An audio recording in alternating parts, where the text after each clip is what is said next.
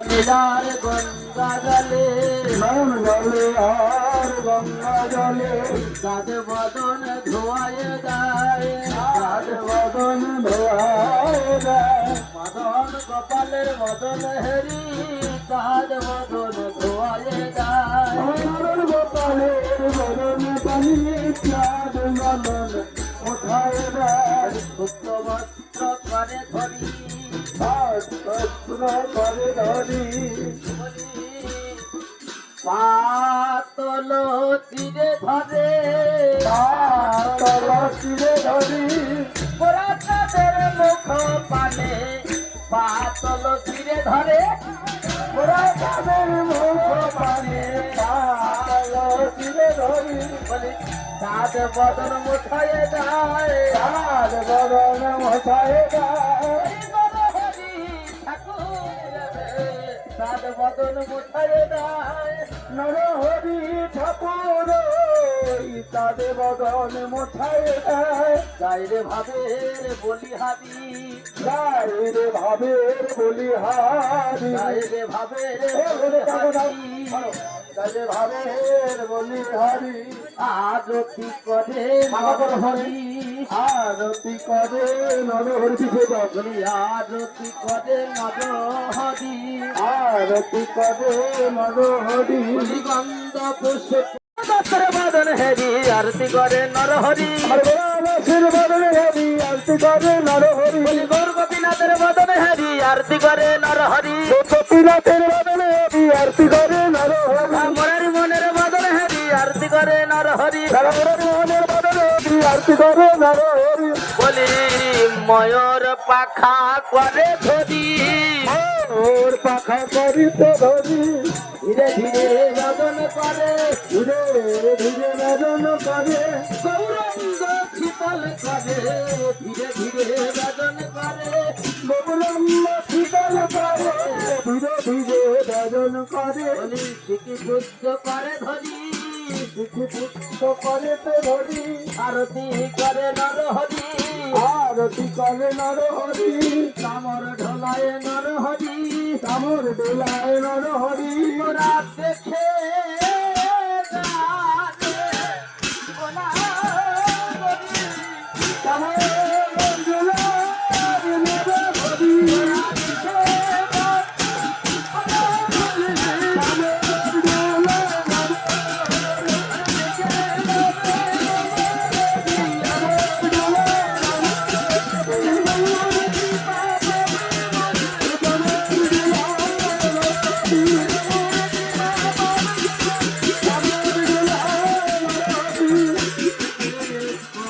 কৃপা পাবে বলে কৃপা পাবে বলে মদন গোপালের মদন হেরি অনন্য পাবে বদনে হেরি শ্বেতকাবর করে ধরি মদন গোপালের মদন হেরি শ্বেত চরণ করে ধরি মদন গোপালের বদনে হেরি ধীরে ধীরে বদন করে ধীরে ধীরে বেদন করে রাধারানীর মদন হেরি ধীরে ধীরে বদন করে রাধারানীর বদনে হেরি ধীরে ধীরে বেদন করে আরতি করে নরহরি আরতি করে নরহরি জয় রাধে জয় রাধে জয় রাধে জয় রাধে ভগবতী তয়ুতারা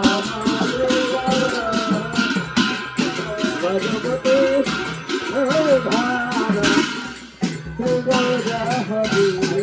রামতে প্রভুর পালঙ্ক জয় আরতি প্রভুর পালঙ্কে ধরে রে গোবিন্দ রস করে পদধন্য আরে গোবিন্দ দাস করে বদধন্য জয় ফুলের তেওয়ারি ভগ ফুলের তেওয়ারি ফুলের তেওয়ারি ভার ফুলের তেওয়ারি ফুল রত্ন সিংহাসন সাধুর মাতারি আরে ফুলের রত্ন সিংহাসন সাধু আমারি ফুলের বিছানায়ার ফুলের বাড়ি ফুলের বিছানায়ার ফুলের বাড়ি তার উপর মহাপ্রভু করেন আরে আর মধ্যে মহাপ্রভু করেন নাকি ফুলের পাপড়ি প্রভু রে করে না ফুলের পাপড়ি প্রভু রে করে না তার উপর মহাপ্রভু শুনে নিত্রায় তার মধ্যে মহাপ্রভু শুনে নিত্রায় শ্রীকৃষ্ণ চৈতন্য প্রভু দাসের নাম শ্রীকৃষ্ণ চৈতন্য প্রভু দাসের নাম সেবায় বিলাস মাঝে নরোত্তম দাস সেবার বিলাস মাঝে নরোত্তম দাস হরি বল হরি বল হরি বল ভাই হরি বল হরি বল হরি বল হরি নাম ধরা দিল রন্ন দিল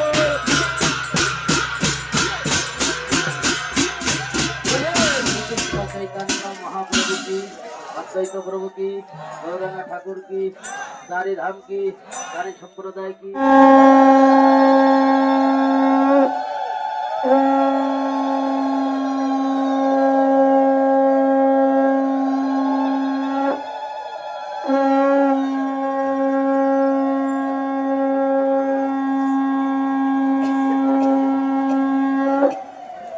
ধর্মযুদ্ধ শুরু হয়ে গেল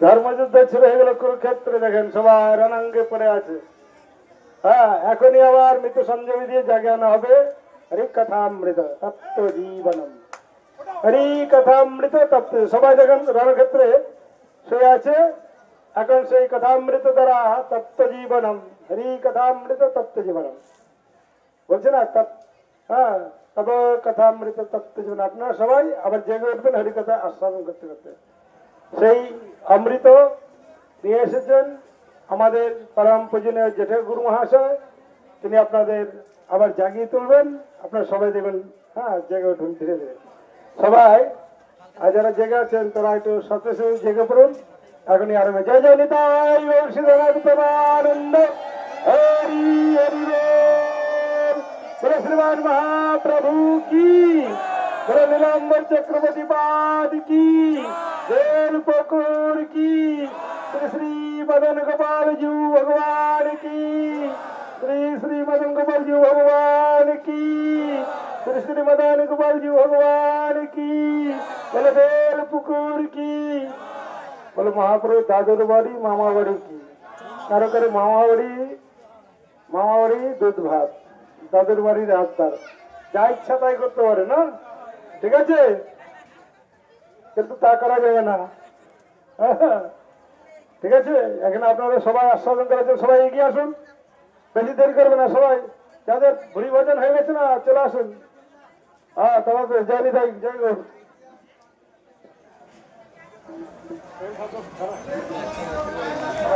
আমি চললাম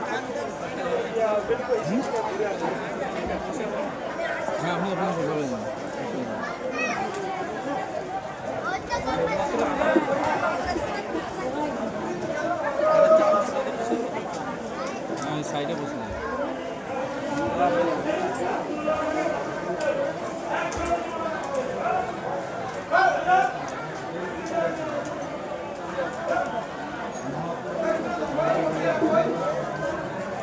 পেপারটা নিয়ে বসিস নাহলে হবে না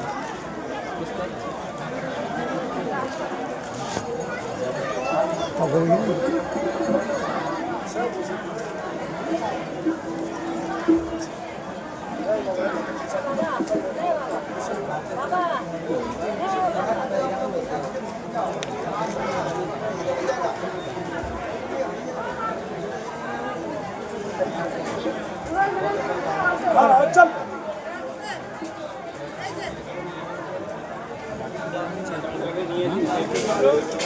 আমাদেরটা নিয়ে যাই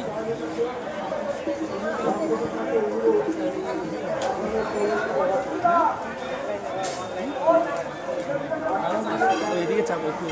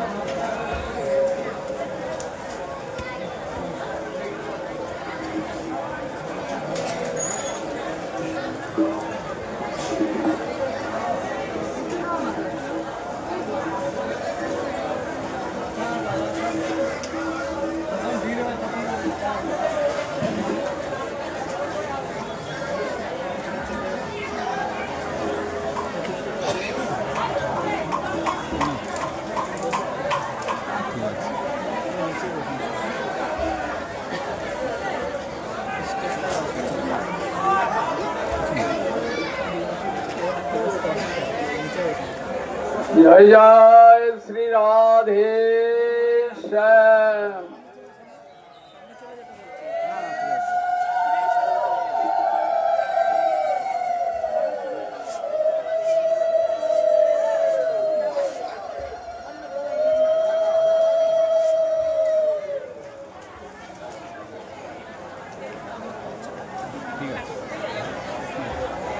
চটির মাঠ গৌর গোপীনাথ মন্দির থেকে শ্রীধাম নবদ্বীপ পরিক্রমার জন্য যে সমস্ত যাত্রীবৃন্দ আপনারা এসেছেন তাদের উদ্দেশ্যে নিবেদন, আমরা যে স্থানে এসেছি এই স্থানের কিঞ্চিত মহিমা আমরা এখন আস্বাদনে প্রবৃত্ত হব।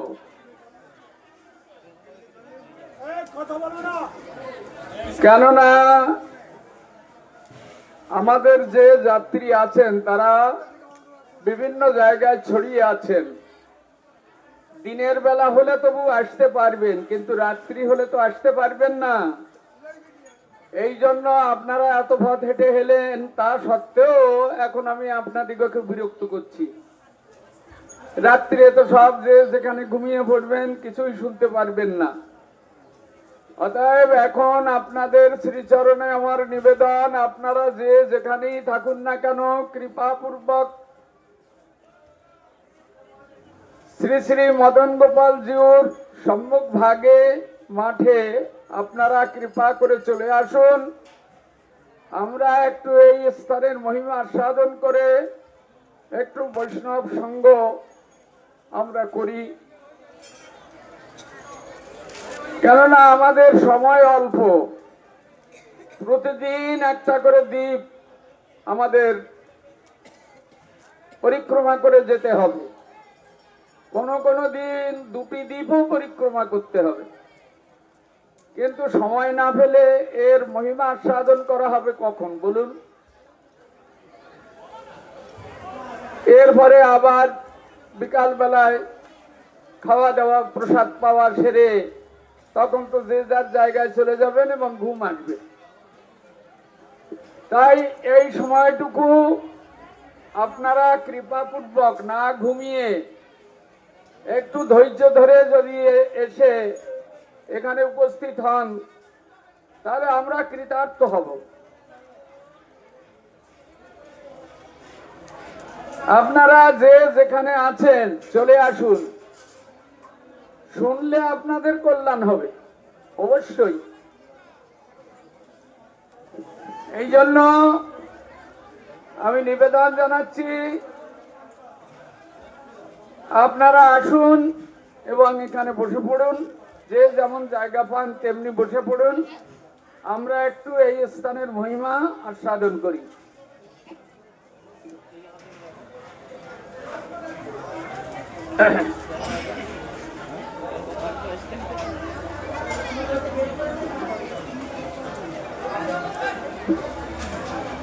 আপনারা একটু শান্ত হন, কথা শুনতে গেলে একটু নীরব হতে হয়। তা না হলে ভেতরে কিছু প্রবেশ করে না। এই জন্য আপনারা একটু নীরবতা অবলম্বন করে যে যেমন স্থানে আছেন সে সেইখানে বসে পড়ুন।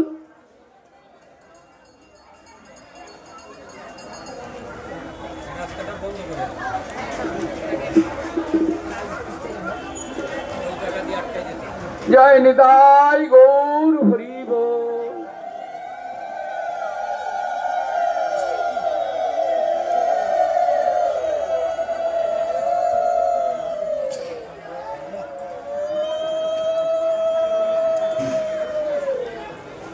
গুরবে গৌরচন্দ্রায়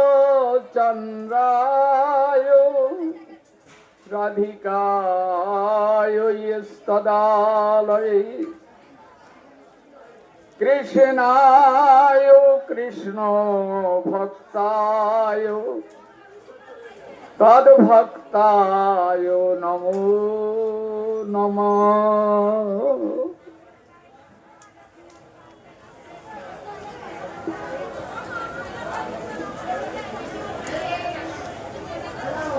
আমরা আজকে চটিরমাঠ গৌর গোপীনাথ মন্দির থেকে আমরা যাত্রা শুরু করেছি।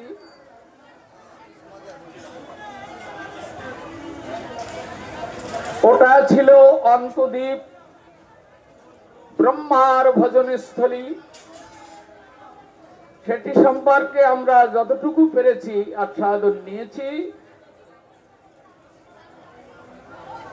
এখন নিদয়ার ঘাটে আমরা কিছু হরিকথা আস্বাদন করেছিলাম। এই স্থানের কি মহিমা আমরা তার সার বস্তু আমরা লাভ করেছিলাম যে নিদয়ার ঘাট যদি শ্রদ্ধালু চিত্তে পার হওয়া হয় তাহলে অনন্তকালের কামনা বাসনা তার প্রতি যে আসক্তি সেটি চিরতরে নিবৃত্তি হয়ে যায়। তাই মহাপ্রভু ওই নিদয়ার ঘাট পার হয়ে তিনি চলে গিয়েছিলেন। প্রভু যে সমস্ত লীলাদি করেছেন সবই জগৎজীবের জন্য অত্যন্ত প্রয়োজনীয় ছিল, সবটাই। তো আমরা আজ নিদয়ার ঘাট পার হয়ে যখন এপারে এলাম তখন আমরা রুদ্রদ্বীপের মধ্যে আমরা প্রবিষ্ট হয়েছি। এই বেলপুকুর পর্যন্ত এই স্থানগুলি সব রুদ্রদ্বীপের মধ্যে। এই রুদ্রদ্বীপের মহিমা যারা সাধন করেন ভগবানের সঙ্গে তাদের সখ্যতা স্থাপিত হয়। ভগবান তাদেরকে মিত্র করে নেন, সখা করে নেন। এই জন্য এই মহিমা আপনি হাঁটছেন কিন্তু এর মহিমা না বললে তো আপনি আস্বাদন কিছু পাবেন না। হাঁটাই সার হয়ে যাবে। খাওয়া দাওয়া শোয়া যা কিছু সুখ চিন্তা করছেন সবই কাল। এই কালের গতিতে আবার আমাদের এই 7 দিন সময় পেয়েছিলাম তাও ভাসিয়ে নিয়ে চলে যাবে। এই জন্য মাঝে মাঝে এই যে নবদ্বীপ আমরা পরিক্রমা করতে এসেছি স্থান বিশেষে সেই স্থানগুলির যে মহিমা আছে সেগুলি আমাদেরকে আস্বাদন করা বিশেষ প্রয়োজন। কারণ এত কষ্ট করে এসেছি, কি পেতে এসেছি? ঘরে বসে খেলেও তো বাজার করে খেতে পারতাম, কিন্তু এখানে এসেছি কেন? এখানে কিছু আস্বাদ্য আছে, আত্মান্তিক কল্যাণের জন্য এই আস্বাদ্য, যাতে আমার আত্মার কল্যাণ হয়। তো আপনারা কৃপাপূর্বক অনতি বিলম্বে আপনারা এখানে এসে যান। যেমন যতটুকু জায়গা পান সেইখানেই আপনি বসে যান, কেননা এই রজের অনেক দাম আছে। বাবা ভোলানাথ তিনি কৈলাস পর্বত পরিত্যাগ করে এই রজে এসে গড়াগড়ি করেছেন। হ্যাঁ, এর মহিমা। এই রজে এসে তিনি গড়াগড়ি করেছেন। এইবার শুনুন, আমরা যে পরিক্রমা করতে এসেছি, আমাদের অগ্রভাগে শ্রীল ঈশান ঠাকুর এসেছেন, তার পিছনে শ্রীনিবাস আচার্য প্রভু, নরোত্তম ঠাকুর মশাই এবং রামচন্দ্র কবিরাজ, এই তিনজনকে তিনি এই মহিমা বলেছিলেন। আর ঈশান ঠাকুর যে মহিমা বলেছিলেন সেটি নরহরি ঠাকুর মশাই তার ভক্তিরত্ন গ্রন্থে তিনি প্রকাশ করেছেন।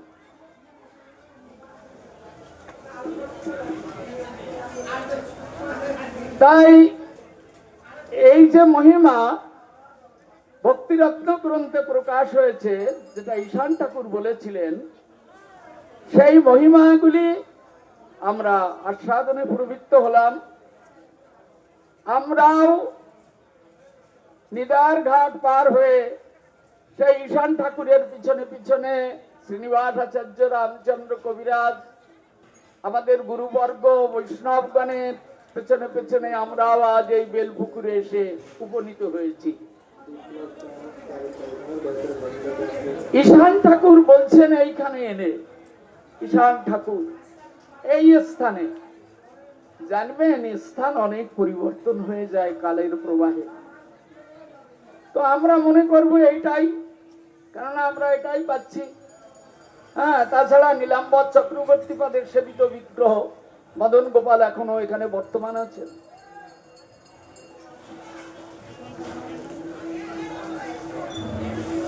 নমুনা দিচ্ছেন ঈশান ঠাকুর।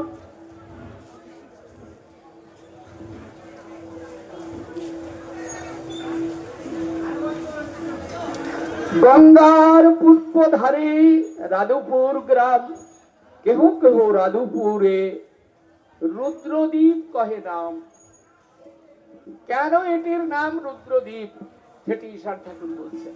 গ্রামটার নাম ছিল রাধুপুর গ্রাম, কিন্তু রুদ্রদ্বীপ বলছেন কেন? এই গ্রামে বাবা ভোলানাথ কৈলাস থেকে নেমে এসে এইখানে মহাপ্রভুকে ভজন করেছেন।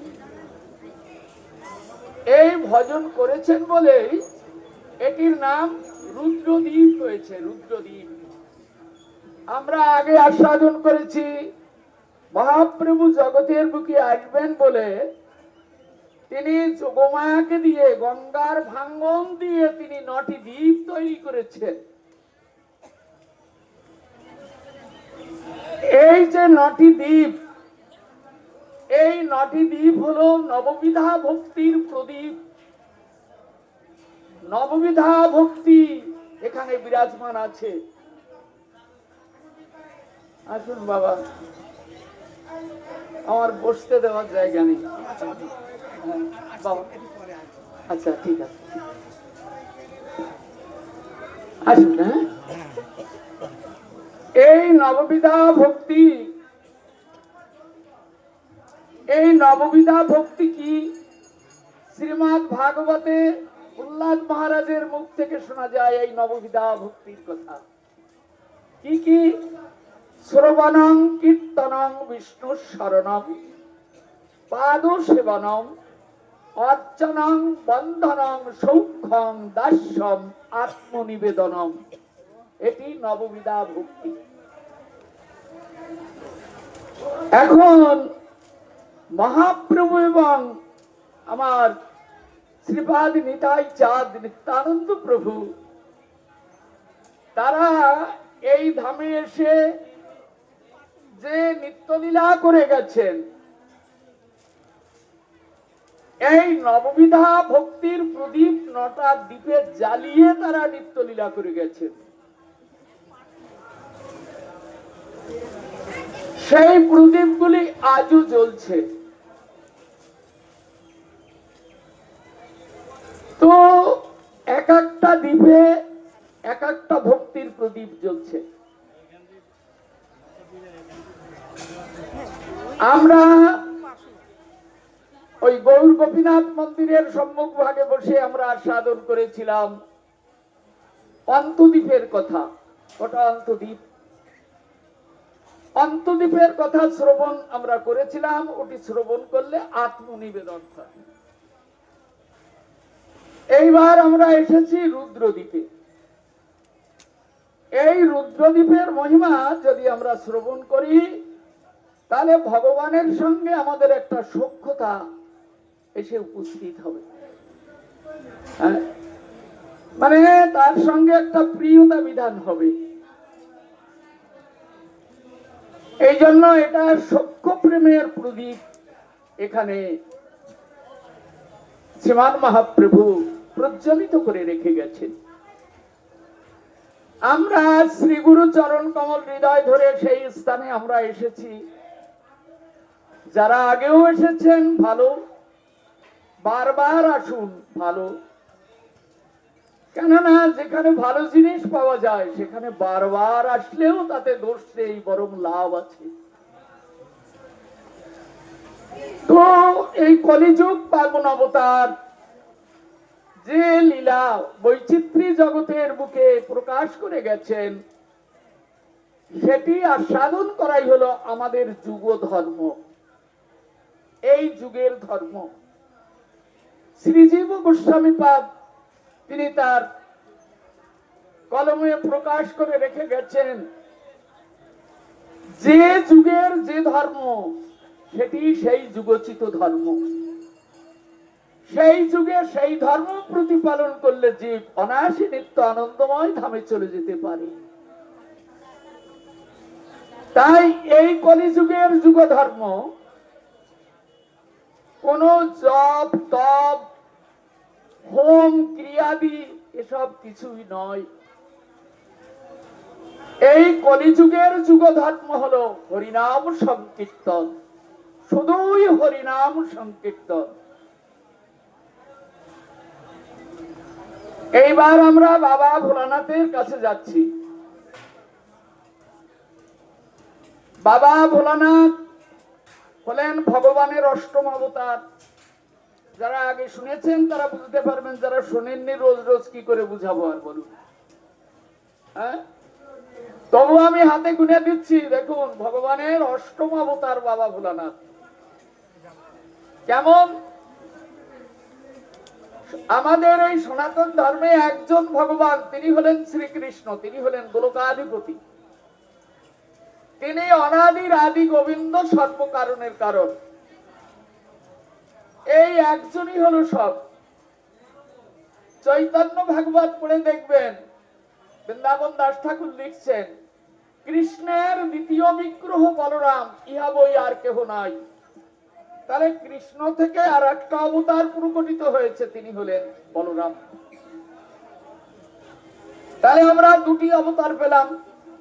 হ্যাঁ, কৃষ্ণ তো অনাদির আদি গোবিন্দ, তাকে আবার সৃষ্টি করবে কে? তার থেকেই তো সবকিছু সৃষ্টি হয়েছে। তার কোনো আদি নেই, অন্ত নেই। জগতে যখন প্রলয় হয় তখন সব ডুবে যায়, দেবতারাও মরে যায়, ডুবে যায়। কিন্তু ভগবান তিনি বটপাতার উপর ভেসে বেড়ান, আর সমস্ত জীবাত্মাগুলিকে তার সহচর রূপে নিয়ে তিনি ঘুরতে থাকেন, বিচরণ করেন, অনন্ত কাল ধরে চলে। আবার যখন তার ইচ্ছা হয় তখন তিনি আবার ওই আত্মাগুলিকে আবার সৃষ্টি করেন। এরকম করে অনন্ত কাল ধরে সৃষ্টি স্থিতি প্রলয় কার্য সংঘটিত হচ্ছে। তো এই বলরাম হলেন কৃষ্ণের দ্বিতীয় বিগ্রহ। বলরাম থেকে চারটি অবতার প্রকটিত হয়েছে: বাসুদেব, শঙ্কর্ষণ, প্রদ্যুম্ন, অনিরুদ্ধ।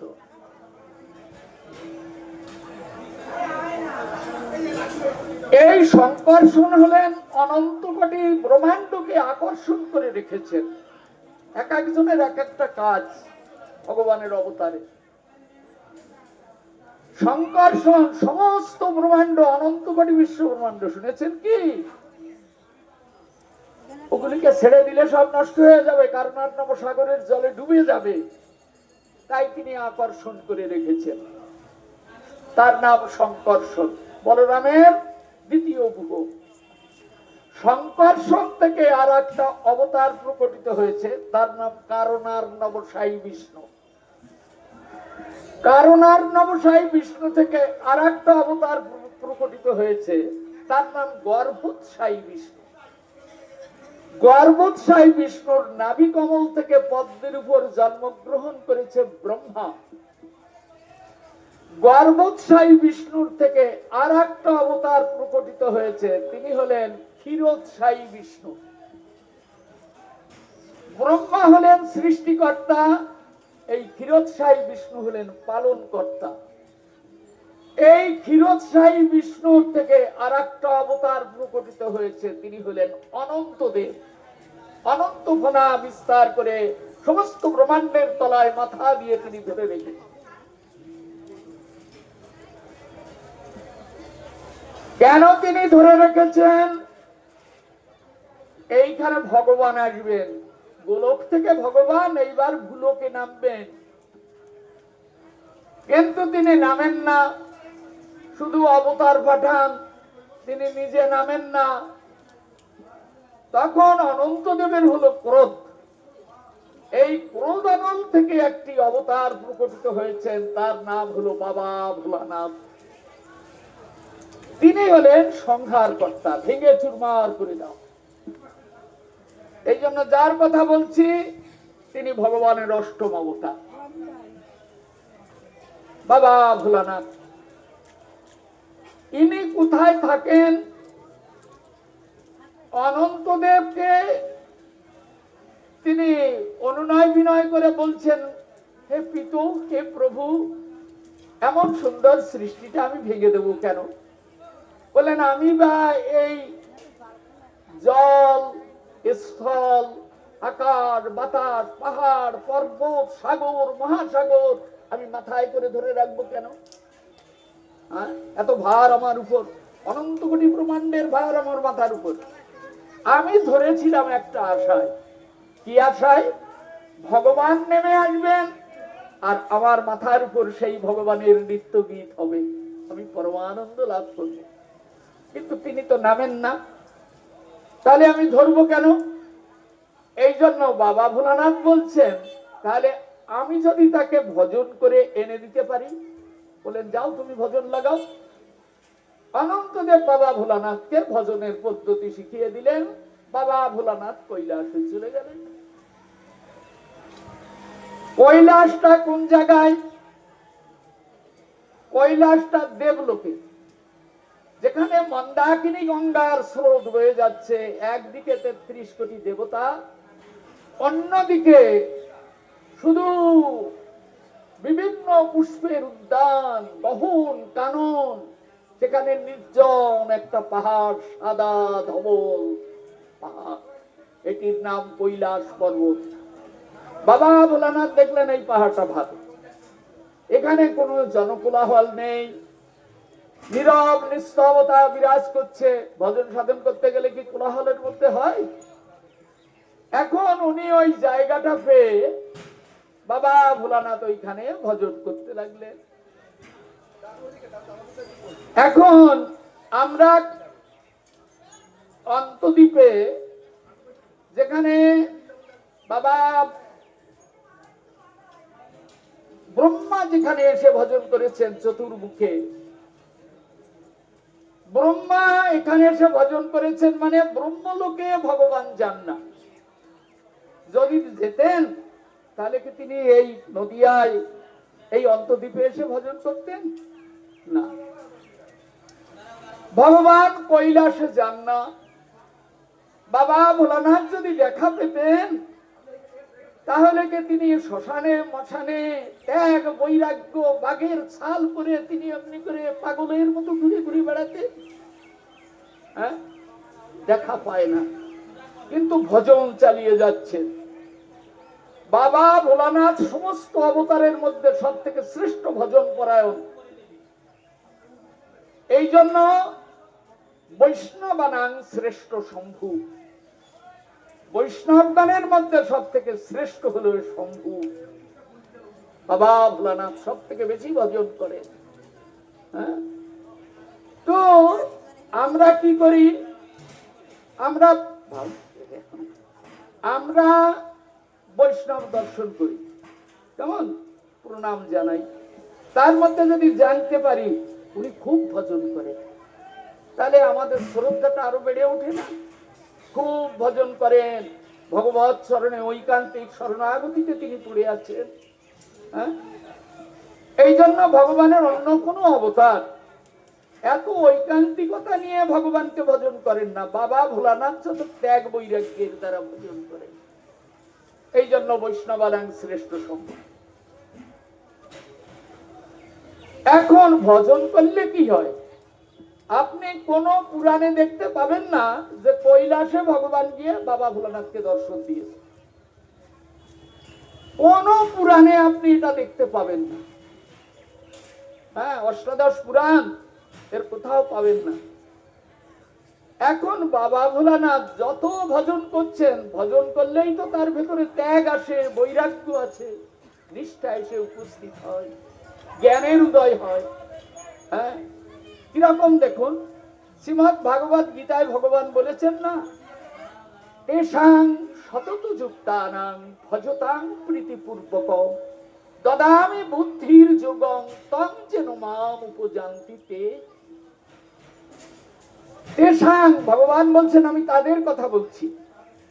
সতত যুক্তানাং মানে সবসময় যারা গোবিন্দ চরণে যুক্ত হয়ে আছেন।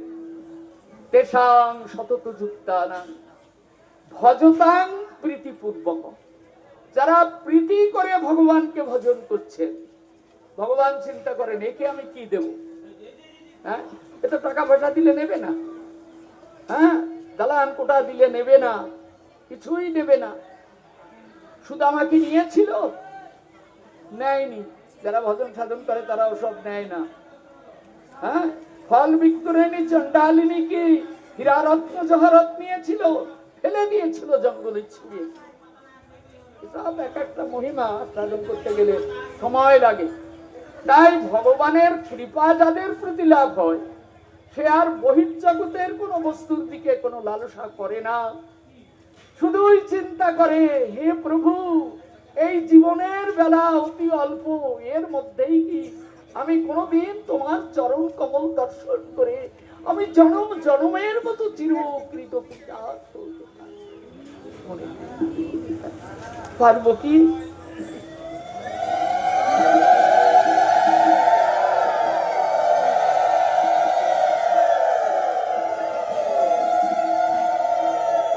এখন বাবা ভোলানাথ কৈলাসে বসে চিন্তা করেন আর বিভিন্ন পুরাণ পাঠ করেন। জানবেন, আগে কিন্তু পুরাণ ছাড়া কিছু ছিল না। হ্যাঁ, 18 খণ্ড পুরাণ, বেদ, উপনিষদ, স্মৃতি শ্রুতি এইগুলি ছিল। তার মধ্যে শ্রীমদ্ ভাগবত গীতাও ছিল,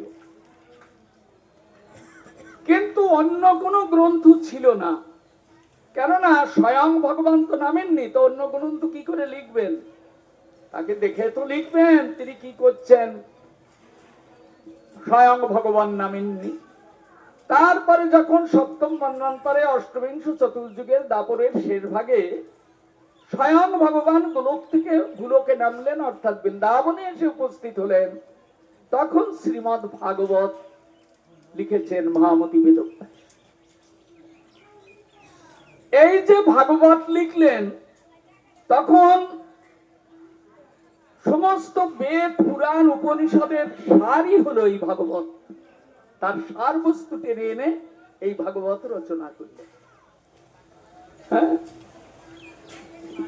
এখন ভাগবত আস্বাদন জগতের বুকে সব থেকে শ্রেষ্ঠ গ্রন্থ হল, সব থেকে শ্রেষ্ঠ ভাগবত। তো এই যে ভাগবত, এই ভাগবত প্রথম সুখমুনিপাদ জগতের বুকে আস্বাদন দিয়েছেন হরিদ্বারের ব্রহ্মকুণ্ডের তীরে বসে। 60,000 ঋষি শ্রবণ করেছেন। সেখানে শ্রবণ করেছেন সমস্ত তীর্থগণ, মূর্তিমন্ত হয়ে ভাগবত শুনেছেন। সেখানে শ্রবণ করেছেন জ্ঞান, ভক্তি, বৈরাগ্য, মুক্তি, তারাই শ্রবণ করেছেন। সেখানে ছিলেন ঋষিপাদ নারদ, সেখানে ছিলেন মহামতি বেদব্যাস, সমস্ত মহা মহা মুনি ঋষির সমাগম হয়েছিল। কেননা এই ভাগবত হলেন সমস্ত বেদ পুরাণ উপনিষদ স্মৃতি শ্রুতির সার। এই ভাগবতের মহিমা জগতে কীর্তন করে মহামতি বেদব্যাস তখন আনন্দে আত্মহারা হয়ে গেলেন। এইবার জগতের কল্যাণের জন্য কিছু রচনা হয়েছে। বললেন আগে বেদ পুরাণ উপনিষদ স্মৃতি শ্রুতি এগুলি কি কল্যাণ ছিল না? বললেন এগুলিতে সব ভগবানের অবতারদের কথা লেখা আছে, কিন্তু স্বয়ং ভগবান জগতে আসেননি, তাই স্বয়ং ভগবানের কথা প্রকাশ হয়। স্বয়ং ভগবান তো বৃন্দাবনে এসেছে, তার আগে তো স্বয়ং ভগবান আসেননি, ভগবানের অবতার এসেছে। সত্যে নারায়ণ, ত্রেতায় রামচন্দ্র, দাপরে কৃষ্ণ, কলিতে গৌরাঙ্গ, বরাহ, কূর্ম, নৃসিংহ, বামন, মৎস্য, বিষ্ণু আদি অনন্ত ভগবানের অবতার জগতের বুকে প্রকাশিত হয়েছে, তাদের কথা তিনি লিখেছেন, কিন্তু ভগবানের কথা তো লেখেনি। এখন শিব ওই কৈলাসে বসে বেদ পুরাণ উপনিষদ স্মৃতি শ্রুতি, যেমন ব্রহ্মলোকে ব্রহ্মা পাঠ করেন, ভজন করতে গেলে গ্রন্থ পাঠ করতে হয়, গ্রন্থ সাধন করতে হয়। তো বাবা ভোলানাথ এরকম তার পার্শ্বদ বৃন্দ নিয়ে কখনো নৃত্য করেন, কখনো কীর্তন করেন, কখনো বেদ পাঠ করেন, কখনো পুরাণ পাঠ করেন, ইত্যাদি নিয়ে এইগুলি নিয়েই তো ভজন সাধন। এইসব নিয়ে জীবনকে এর মধ্যে তুলে নেওয়াই হলো ভজন সাধন। তো বাবা ভোলানাথ এখন দেখছেন যে এত সারাটা জীবন ধরে আমি ভজন করছি, কিন্তু ভগবানকে তো নামিয়ে আনতে পারলাম না। এখন তিনি জানলেন ভগবান নাকি নদিয়ায় আসবেন, নদিয়ায় ভগবান আসবেন। এইটা যখন জানতে পারলেন, কি জানলেন? কলি ঘোর তমশ্চান্নান সত্য অনাচার বর্জিতান সচি গর্ভে চ শম্ভু তার ঐশ্বরী নারদ। নারদকে ভগবান বলেছেন, ঋষিপাদ, যখন ঘোর কলি মানুষকে একেবারে গাঢ় তমসায় আচ্ছাদিত করবে, মানে অন্ধকারে, কলির কাজ হলো আমাদিগকে, আমাদের মন সব কিছু অন্ধকারের মধ্যে ফেলে দেওয়া। অন্ধকারটা কি? এই লোভ, লালসা, কামনা, বাসনা, ভোগ, বিলাসিতা, মিথ্যা, ছল, চাতুরি, প্রবঞ্চনা, এইগুলি সব হলো অন্ধকার। তো কলি তো এইগুলি নিয়ে আসবে, এই জন্য আমাদের মধ্যে এইগুলি কলি ঢুকিয়ে দিয়েছে। এই জন্য কিছুতেই ছাড়াতে পারি না, মনের অন্ধকার যায় না, শুধু এই কামনা, বাসনা, লোভ, লালসা, ভোগ, বিলাসিতার অন্ধকারে ডুবে আছে, পারি না ছাড়াতে। হ্যাঁ, তো বাবা ভোলানাথ দেখলেন যে এইখানে ঋষিপাদ নারদকে বলেছেন ভগবান, কলি ঘোর তমশ্চান্নান সর্ব অনাচার বর্জিতান। কলি যখন ঘোর তমসায় সমস্ত জীবকে অন্ধকারের মধ্যে ফেলে দেবে। কি অন্ধকার? রাত্রের অন্ধকার নয়, অমাবস্যার অন্ধকার নয়, এই কামনা, বাসনা, ভোগ, বিলাসিতার অন্ধকার। এই অন্ধকারে আমরা সবাই ডুবে আছি, আছি কিনা ভেবে দেখুন। হ্যাঁ, এটা অন্ধকার। এই অন্ধকারটা কাটে না, আর গোবিন্দরূপ সূর্যের আলো হৃদয় মন্দিরে প্রবেশ করে না, প্রবেশ করে না।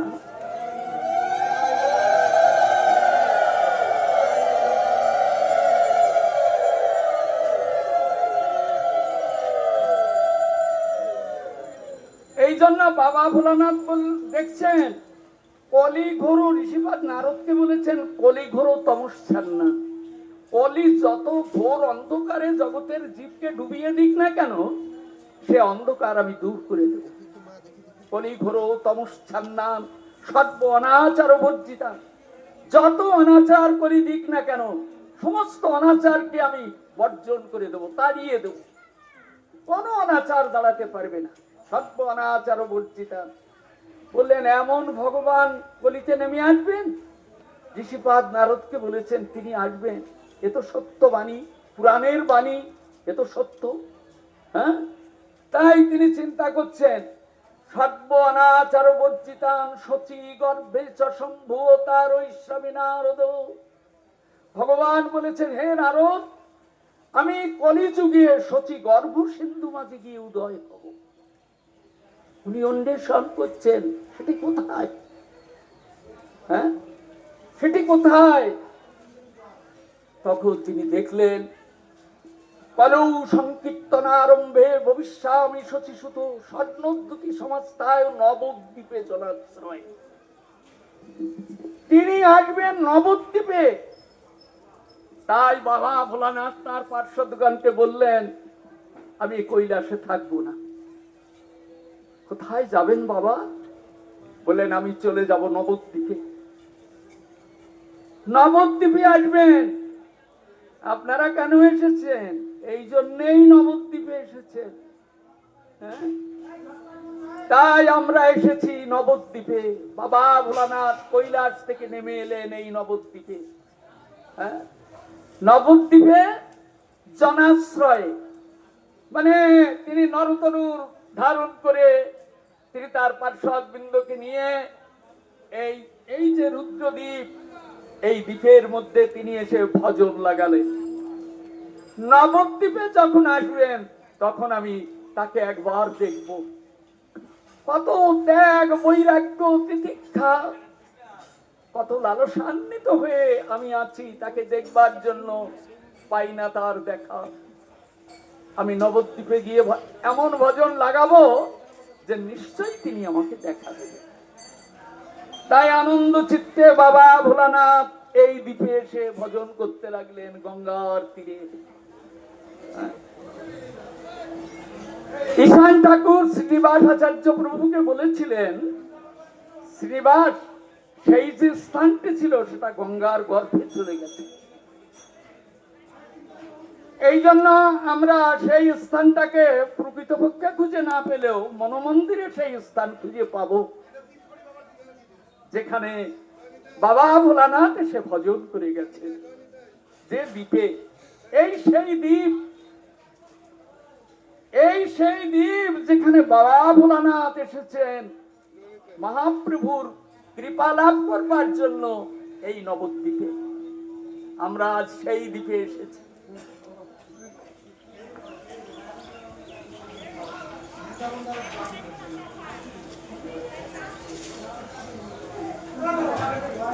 গৌরচন্দ্র প্রকট হইব নদিয়ায়, ইতে রুদ্রের মহা উল্লাসিয়ায়।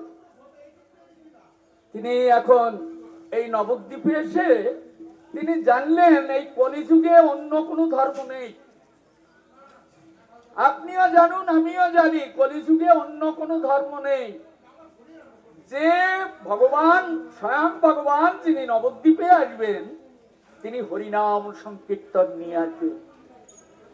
হরিনাম সংকীর্তন। তাহলে কলিতে গিয়ে আমি যে ভগবানকে পাবো তার জন্য যুগ ধর্ম আমাকে আচরণ করতে হবে। এই জন্য যুগ ধর্ম, আমাদের প্রত্যেকের যুগ ধর্ম আচরণ করতে হবে। আজকে আপনি শুনে যাচ্ছেন এইখানে, বাড়িতে গিয়ে কিন্তু পাল্টে যাবেন না।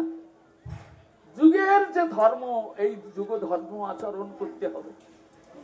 কলিযুগে ধর্ম হয় নাম সংকীর্তন, এতদ অর্থে অবতীর্ণ শ্রী সচিনন্দন। কলিযুগে ধর্মটাই হলো নাম সংকীর্তন। নাম সংকীর্তন না করলে কলিতে কোনো ধর্ম হবে না। পূজা পার্বণ করে ভগবানকে পাওয়া যাবে না। হরিনাম সংকীর্তনের দ্বারাই একমাত্র সেই ভগবানকে আমরা লাভ করতে পারি। এটি বেদ, পুরাণ, উপনিষদ, স্মৃতি শ্রুতির সার ঘোষণা। নিজগণ শনে রুদ্রদেব এইখানে হইলা উন্মত্ত গৌর চরিত্র কীর্তনে। এখন এই দ্বীপের মধ্যে এসে রুদ্রদেব মহাপ্রভুর রূপের চিন্তন করছেন। তিনি কেমন রূপে আসবেন, কেমন তার চরিত্র, এইগুলি সব চিন্তন করতে লাগলেন। এইগুলি তো ভজন। ভজনটা কি জিনিস? মনোমন্দিরে ভগবানের রূপ, গুণ, লীলা, মাধুরিমা আস্বাদনে নিজেকে নিমজ্জিত করা, এটির নামই হলো ভজন। তাই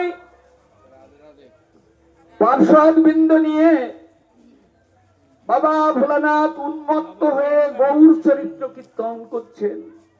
গৌর চরিত্র কীর্তনে চতুর্দিকে নানা বাদ্য ধ্বনি মনোহর, অদ্ভুত ভঙ্গিতে নৃত্য করে মহেশ্বর। চারিদিকে পার্শ্বদগণ গৌর চরিত্র কীর্তন করছে, আর তার মাঝে মহাপ্রভুর ওই নৃত্য গীত তিনি নিজে আস্বাদন করতে করতে নিজে একবার উল্লাসিয়ায় নাচতে আরম্ভ করে দিয়েছেন। মহাপ্রভুর রূপ গুণ আস্বাদন করে নৃত্য করছেন। মেদিনী কম্পায় শ্রী রুদ্রের পদতলে এখন বাবা ভোলানাথ এসে নৃত্য করছেন। যিনি সংহার কর্তা, অনন্ত কোটি বিশ্ব ব্রহ্মাণ্ডকে তিনি ভেঙে চুরমার করে ভাসিয়ে দিতে পারেন, তিনি এসে এখানে নৃত্য করছেন। এই নৃত্যে পৃথিবীটা যেন টলমল টলমল করছে, টলমল করছে বাবা ভোলানাথের নৃত্যে। পার্শ্বদগণ কত বাদ্য বাজনা বাজাচ্ছে, আর হরিনাম সংকীর্তন হচ্ছে। হরিনাম, কেননা কলির যুগ ধর্ম হরিনাম।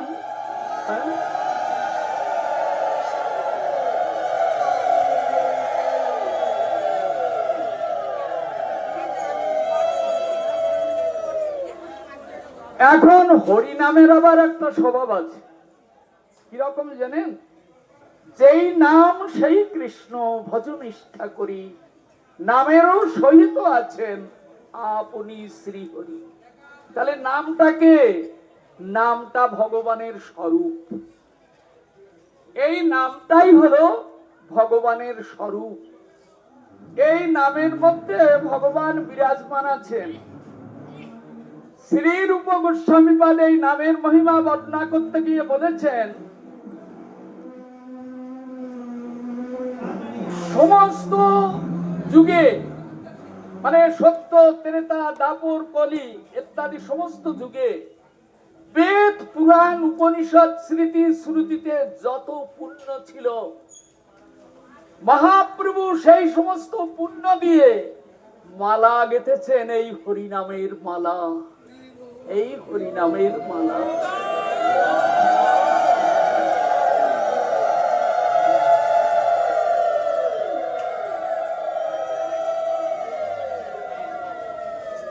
সেই হরিনামের মালা আজ আপনার শ্রী গুরুদেব আপনার হাতে দিচ্ছেন। কি নিচ্ছেন বলুন তো? কি নিলেন? এটা কয়েকটা তুলসীর কাঠি নয়। অনন্তকালে, অনন্ত যুগে যত পুণ্য ছিল, সেই পুণ্য একত্রিত করে গেঁথেছে এই হরিনামের মালা। এই জন্য বৃন্দাবন দাস ঠাকুর, তুমি তো সব লিখেছো মহামতি বেদব্যাস রূপে। কিসে কি পুণ্য আছে, কিসে কি হয়, সবই তো তুমি পুরাণাদিতে তুমি লিখেছো।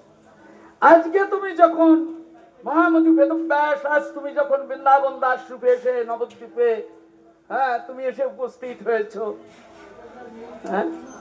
তখন আজকে তুমি সেই হাত, সেই কলম তুমি চালাচ্ছ।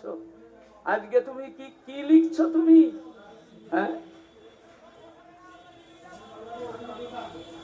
নামের মহিমা তুমি বর্ণনা করতে আরম্ভ করেছো। নামের মহিমা,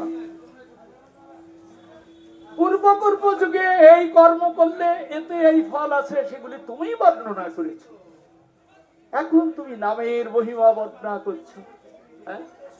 নাম ভজ, নাম চিন্ত, নাম করো সার, অনায়াসে চলে যাবে ভব সিন্ধু পার।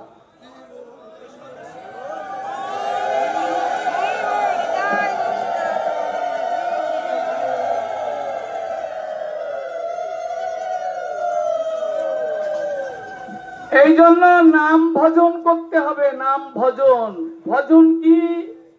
নামটাকে গুরুপাদ পদ্ম থেকে নিয়ে ওই মালায় আপনাকে জপ করতে হবে, আর ব্রজের ভাব আপনার হৃদয় মন্দিরে জাগাতে হবে। এই জন্য গোপী আনুগা ভজন, ওই ব্রজের ভাব। অতএব এই হরিনামের মধ্যে জগতের সার বস্তু বিচরণ করছেন। সেটি মহাপ্রভু আজকে কৃপা করে আচণ্ডালে সকলকে বিতরণ করে যাচ্ছেন। যেন বৃষ্টি হচ্ছে, যেন বৃষ্টি যেমন উঁচু নিচু ছোট বড় খাল বিল পাহাড় পর্বত বিচার করে না, তেমনি মহাপ্রভু এই হরিনাম রূপ বৃষ্টির দ্বারা আজ আচণ্ডালে তিনি ভাসিয়ে নিয়ে যাবেন তার নিত্য আনন্দময় ভাবে।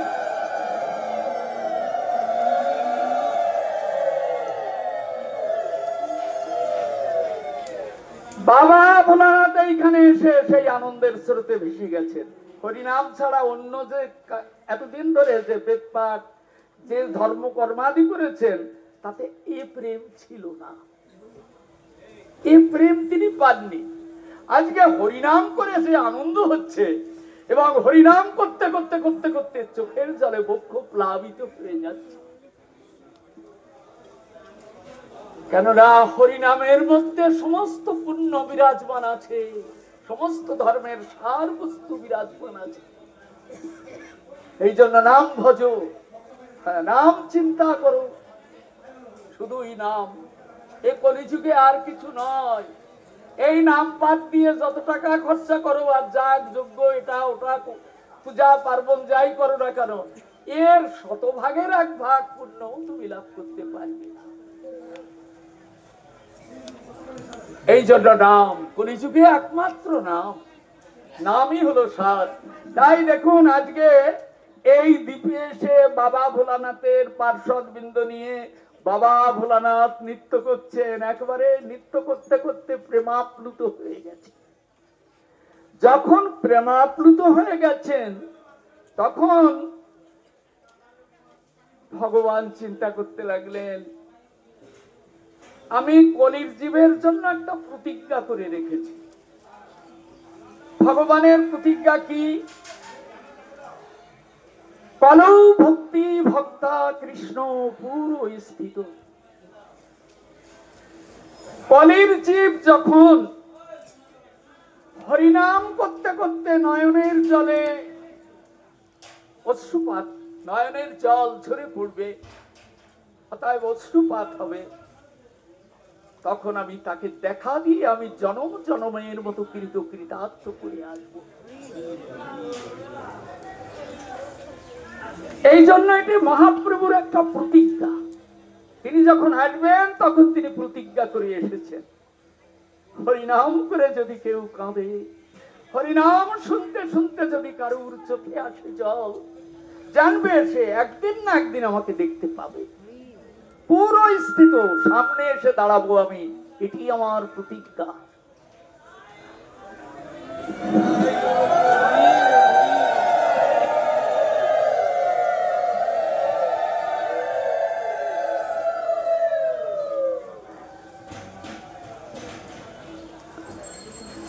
এখন রুদ্র যে এমন নৃত্য আরম্ভ করেছে, এই নৃত্য গীত আর তার পার্শ্বদের বাজনার ধ্বনি ত্রিলোক ধ্বনিত হচ্ছে, মানে স্বর্গেও চলে গেছে। হ্যাঁ, ত্রিলোক ধ্বনিত হচ্ছে। বাবা ভোলানাথের নৃত্য, তলদেশ কাঁপছে। মানে একটা ভূমিকম্প হলে যেমন আমরা কেঁপে উঠি, কি হবে কি হবে, ঠিক তেমনি তলদেশ কাঁপছে। আর ঊর্ধ্ব দিকে তার সেই সংকীর্তনের গতি ঊর্ধ্ব দিকে ধাবিত হচ্ছে, দেবলোক ভেদ করে চলে যাচ্ছে ব্রহ্মলোক পর্যন্ত। হ্যাঁ, এর উপরে 7টা লোক আছে না, আমরা তো ভূলোকে আছি, এর উপরে ভূপলোক, স্বর্গলোক, মহলোক, জনলোক, তপলোক, সত্যলোক, সমস্ত লোকে এই ধ্বনি ধ্বনিত হচ্ছে। কি আনন্দ, যেন সবাই যেন আজকে এই বাবা ভোলানাথের এই নৃত্য দর্শন করবার জন্য একেবারে সবাই মানে মহা আকর্ষিত হচ্ছেন ওই নৃত্য দর্শন করবার জন্য। তাই দেবলোকের দেবতারা, তারা তো কাছাকাছি, তারা দেবলোক থেকে বাবা ভোলানাথের এই রুদ্রদ্বীপের উপর যে নৃত্য গীত সেটিকে দর্শন করছেন আর মনে মনে চিন্তা করছেন, বাবা ভোলানাথ পরম বৈষ্ণব, আজ তিনি কি পেয়েছেন? কৈলাস পরিত্যাগ করে জগতের বুকে গিয়ে এমন ভাবে নৃত্যগীত আরম্ভ করেছেন। আর জানেন, প্রকৃত ভক্ত তারা যখন পরিচ্ছন্ন ভাবে ভগবানের নাম গুণ কীর্তন করে, নৃত্যগীত ইত্যাদি করে, তখন তারা চিত্ত ব্যাকুলিত হয়। এটা ভক্তের আকর্ষণ, ভগবানের করুণা শক্তি। তো এটি যখন দেবতারা দেখলেন তখন তাদের মধ্যে উল্লাস সঞ্চার হলো। হ্যাঁ, আমি যদি একটু এইরকম নৃত্য করতাম, আমি যদি একটু এরকম কীর্তন করতাম, তাহলে বোধহয় ভগবান আমার প্রতি প্রসন্ন হতেন। কেননা ভগবানকে তো আমরাও পাইনি। ভগবান কোনোদিন দেবলোকে গেছেন কোন পুরাণে দেখেছেন কি? না। ভগবান যুগে যুগে নরতনু ধারণ করে এই মনুষ্য লোকেই তিনি আসেন। পায় না দেবতারা, পায় না ব্রহ্মা, পায় না ভোলানাথ, কেউ পায় না তাকে। তাই তারা নরতনু ধারণ করে তারা জগতের বুকে নেমে এসে তারা ভজন লাগান, ভজন করেন, তাকে ডাকেন, যদি পাই একবার তার দেখা। এখন দেবতারা ওই প্রকার দর্শন করে, বাবা ভোলানাথের নর্তন দর্শন করে তাদের কাছে চমক লেগেছে। কি সুন্দর নৃত্যগীত! ভালো নৃত্যগীত যদি কোথাও হতে লাগে তো আমাদের হৃদয়ে চমক লাগে না? হ্যাঁ, আর একটু শুনি, হ্যাঁ, আর একটু চিন্তা করি, আর একটু দেখি, কি মধুর, কি মধুর, এ ভক্ত প্রাণে লাগে। তাই দেবতাগণ স্বর্গ থেকে পুষ্প বর্ষণ করতে আরম্ভ করেছেন। ফুল পড়ছে, স্বর্গ থেকে ফুল ঝরে ঝরে পড়ছে, আর বাবা ভোলানাথ তার মধ্যে মধুর নৃত্য করছে।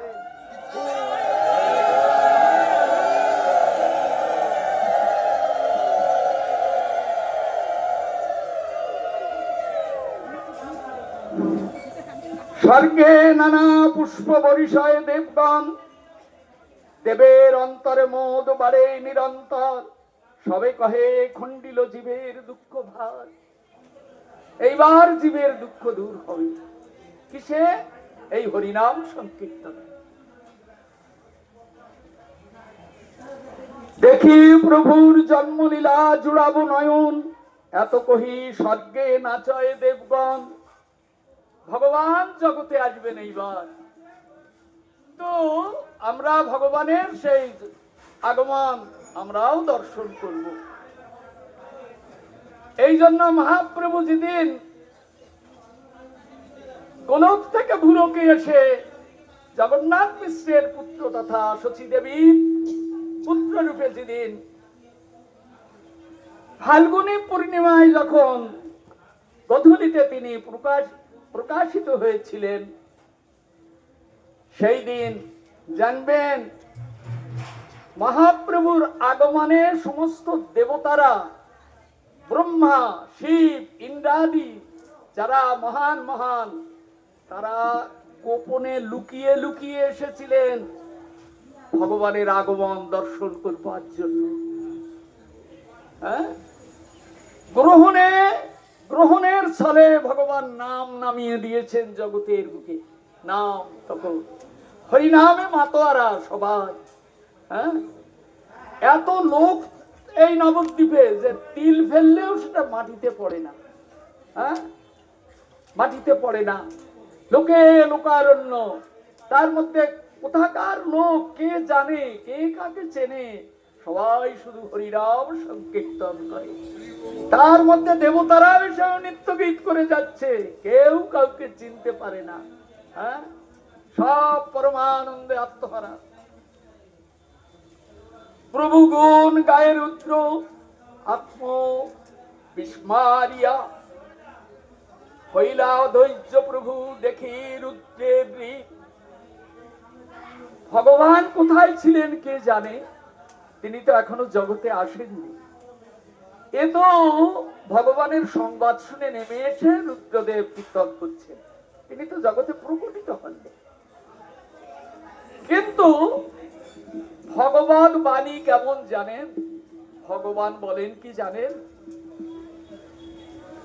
আমি কোথায় থাকি, কোথায় আছি, তা হয়তো কেউ দেখতে পায় না, কিন্তু যারা যেখানে থেকে আমাকে ডাকুক না কেন আমি সবাইকে দেখতে পাই, সবাইকে দেখতে পাই। ভগবত বাক্য ভগবান বলেন, মানে আমাকে সবাই দেখতে পায় না, পাবে কি করে? মায়ার অন্ধকারে পড়ে আছি, তাকে তো ভালোবাসি না যে তাকে দেখতে পাবো। ভালোবাসার মতো ভালোবাসলে তবে তো সে দেখা দেবে। কিন্তু ভগবান বলেন যে যেখানে থেকে আমাকে ডাকুক না কেন আমি তাকে সেইখানেই দেখতে পাই, সেইখানে সে আমায় ডাকছে। আর যদি প্রেম যোগে ডাকে তখন ভগবান বলেন আমি কি তাকে দর্শন না দিয়ে ফিরি না, আমি তাকে দেখা দিয়ে যাই। তাই রুদ্রের এই ক্রন্দন দেখে ভগবান জগতে প্রকটিত হননি, কিন্তু যে রূপে প্রকটিত হবেন সেই দিব্য রূপ ধারণ করে বাবা ভোলানাথের সামনে এসে উপস্থিত। দিব্য রূপ ধারণ করে বাবা ভোলানাথের সামনে এসে দাঁড়ালেন।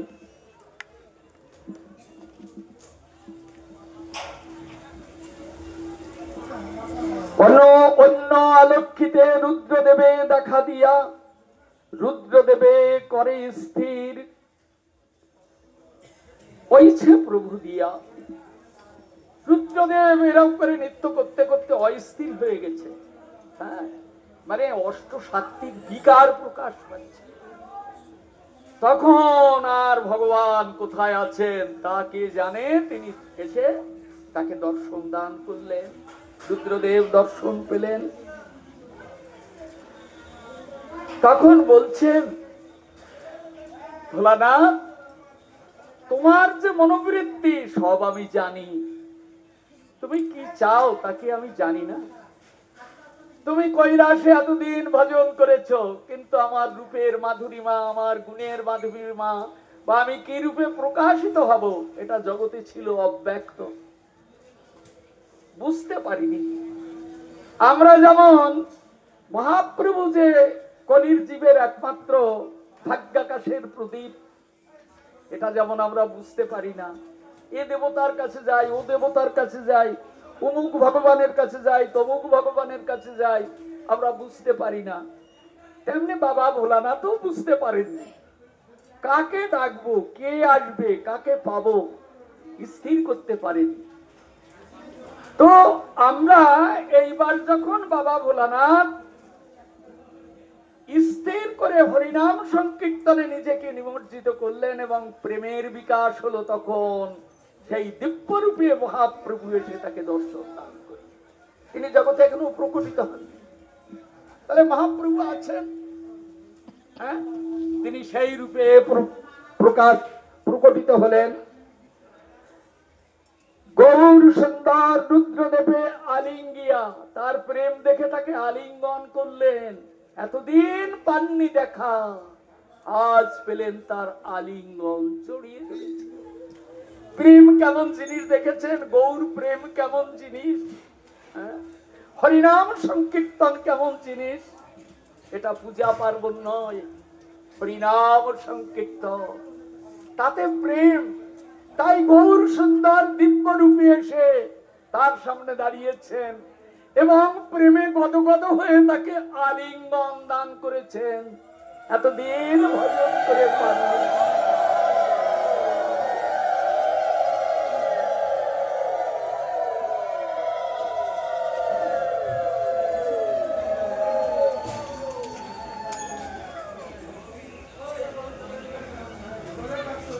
সে প্রেমাবিষ্ট হয়ে পড়ে গেলেন,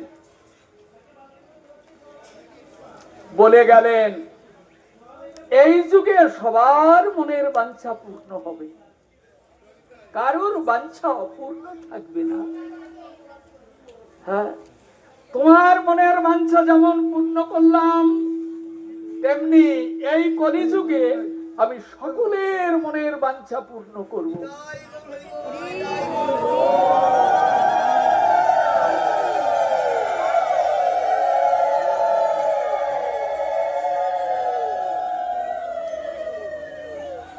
এইরকম প্রেমাবিষ্টতা বাবা ভোলানাথ অচৈতন্য হয়ে কতক্ষণ পড়ে রইলেন। প্রভু অদর্শন হয়ে গেলেন, বলে গেলেন আমি সবাইকে এই কলিযুগে কৃপা করব, সবাই। কিন্তু কি করলে কৃপা করবেন? বিদ্যা ভক্তি তো হবে না। আজ একটু কৃষ্ণকে ডাকি, কাল অমুক ঠাকুরের কাছে যাই, কাল তমুক ঠাকুরের কাছে যাই, কাল একটু তার পূজা করি, এসব করলে তো হবে না। জানেন, সাধারণ ব্যক্তিরা তো মনে করে কি এ সবই তো ধর্ম। তাই যদি হতো তাহলে বিশ্বের দুয়ারে আজকে এই হরিনাম এত প্রগাঢ় হয়ে প্রচন্ড শক্তিশালী হয়ে বিশ্বের বিভিন্ন ধর্মের মানুষকে কেড়ে নিয়ে সে হরিনাম সংকীর্তনে নাচাতে পারত না।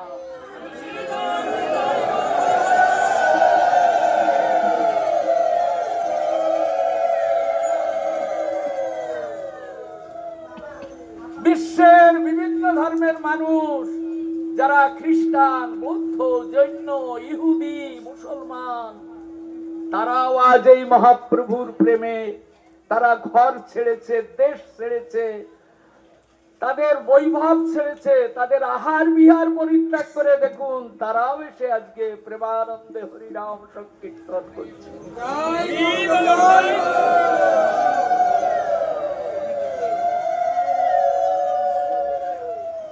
তাদের বুদ্ধিটা এখন এমন প্রগাঢ় হয়েছে, তাদের কাছে গিয়ে আপনি বলুন না আপনি অমুক পূজা করতে যাবেন আমার সঙ্গে, অনেক অর্থ পাওয়া যাবে। হ্যাঁ, সে কিন্তু আপনার কথা শুনবে না, বলে মূর্খ তুমি কি বলছো, তোমার দেশের ধর্ম তুমি জানো না, এ ধর্ম আমি এখন বুঝে ফেলেছি।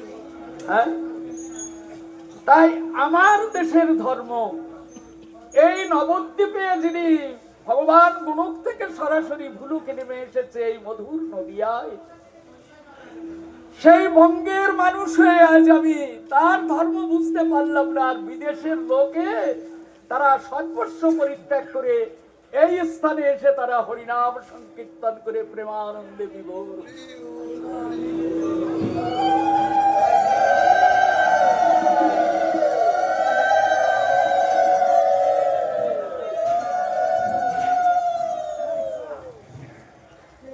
এইবার রুদ্রদেব কতক্ষণ অচৈতন্য হয়ে পড়ে রইলেন, অচৈতন্য হয়ে, কেননা এইরকম দশা সাধুদের হয়, এইরকম দশা প্রেমে যখন হৃদয়টা ভরে ওঠে, হৃদয়ের মাঝে যখন প্রেমের উত্তাল তরঙ্গ বয়ে যায়, তখন নিজে যেন হারিয়ে যায়, প্রেমের পাথারে ভেসে চলে যায়। তাই রুদ্রদেব কি পেয়েছেন? হ্যাঁ, সত্য, ত্রেতা, দাপর, কলি কত চলে গেছে, কত ধর্মকর্ম করেছেন, কত ত্যাগ বৈরাগ্য করেছেন, পাইনি তার দেখা। আজ এই শ্রীধাম নবদ্বীপে এই দ্বীপে এসে হরিনাম সংকীর্তন করে শুধু দেখা নয়, পেয়েছে তার মধুর আলিঙ্গন।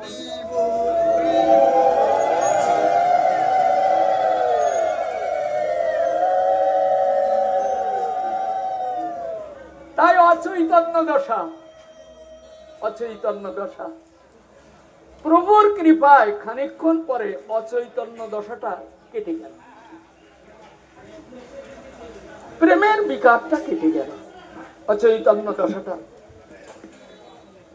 কতক্ষণে স্থির হইল প্রভুর ইচ্ছায়, নিজগণ সহ রুদ্র বসি এইখানে করে সুধা বৃষ্টি গৌর চরিত্র কথনে। এখন তার পার্শ্বদবৃন্দ মহাপ্রভুকে দেখেনি, সবাই দেখতে পায় না। হ্যাঁ, সবাই কি ভগবানকে দেখতে পায়? দেখতে পায় না, অপ্রকটে দেখে তারে ভাগ্যবান জনে। ভাগ্যবান কারা? ভাগ্যবান টাকা থাকলে ভাগ্যবান হয় না, যার প্রেম আছে সেই হলো ভাগ্যবান। কেননা মহাপ্রভু রায় রামানন্দকে বলেছিলেন, রামানন্দ বলতো সব থেকে বড় এই জগতে সব থেকে বড় ধনীকে? হ্যাঁ, সব থেকে বড় ধনীকে এই জগতে? রায় রামানন্দকে জিজ্ঞাসা করেছিলেন মহাপ্রভু গোদাবরীর তীরে। রামানন্দ কি উত্তর দিয়েছিলেন? রাধা কৃষ্ণে প্রেম যার সেই বড় ধনী। অতএব কৃষ্ণ প্রেম যার মধ্যে এসেছে তিনি ধনী। কিরকম ধনী? মহাপ্রভু প্রকটকালে স্থাবর জঙ্গম কৃমিকীট পোকামাকড় সব উদ্ধার করে নিয়ে গেছেন। সেদিন এই ব্রহ্মাণ্ডে আমি আপনি ছিলাম না, থাকলে আমাকে নিয়ে যেতেন, আপনাকে নিয়ে যেতেন। অন্য কোন ব্রহ্মাণ্ডে ছিলাম, ব্রহ্মাণ্ড শূন্য করে নিয়ে গেছিলেন। তারপর আমরা আবার এই চুয়ে চুয়ে চুয়ে চুয়ে এসে এই ব্রহ্মাণ্ডে আমরা আবার ব্রহ্মাণ্ড ভরে গেছে। হ্যাঁ, 10টা পুকুর যদি এক জায়গায় থাকে, একটা যদি সিঞ্চন করেন আর বাকি পুকুরে যদি জল থাকে, তো পরের দিন তারপরের দিন তারপরের দিন দেখবেন চুয়ে চুয়ে কোথার থেকে এসে আবার সেটা ভরে গেছে। হ্যাঁ, ঠিক তেমনি আমরা অন্য কোন ব্রহ্মাণ্ডে ছিলাম, ব্রহ্মাণ্ড থেকে আমরা আবার এই শূন্য ব্রহ্মাণ্ডে এসে আমরা উপস্থিত হতে পেরেছি। এই যে এই ব্রহ্মাণ্ডে এসেছি, এটাও আমাদের জনম জনমের সৌভাগ্যের পরিণতি। কেননা স্বয়ং ভগবান তিনি তার ভুবন ফুলানো রাতুল চরণ এই ব্রহ্মাণ্ডের ধূলিকণাকে স্পর্শ করেন। অতএব এই ব্রহ্মাণ্ডে যে জন্মগ্রহণ করা, এটা জনম জনম সুকৃতির পরিণতি, জনম জনম সুকৃতির পরিণতি। হ্যাঁ, তাই আমরা এই ব্রহ্মাণ্ডে জন্মগ্রহণ করতে পেরেছি। অথচ যদি তার খবর না রাখি, এমন দিন দয়াল করুণা প্রভু করুণার ঠাকুর গৌরাঙ্গ সুন্দর, তার খোঁজ খবর যদি না রাখি, তো আর কতকাল এই দুঃখ ভুঞ্জিব? আর কতকাল? এই দুঃখ তো কোনোদিন যাবে না। এই জন্য ভজন, গৌর গোবিন্দ চরণ কমল ভজন, মহাপ্রভুর চরণ কমল ভজন।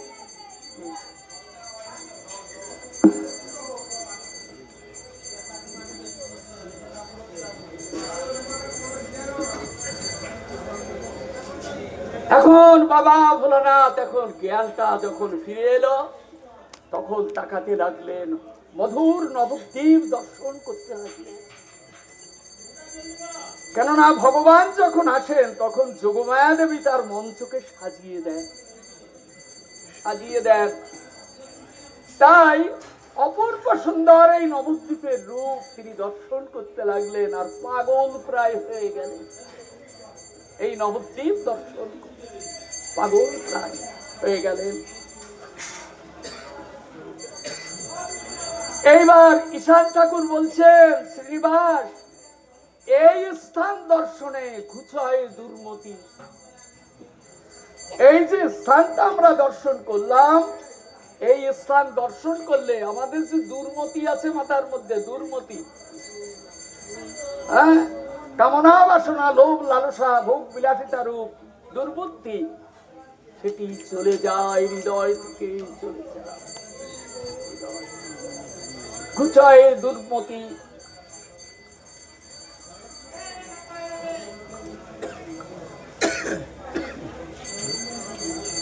এইবার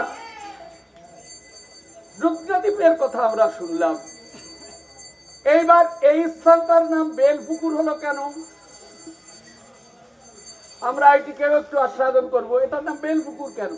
কিসের জন্য এটার নাম বেলপুকুর?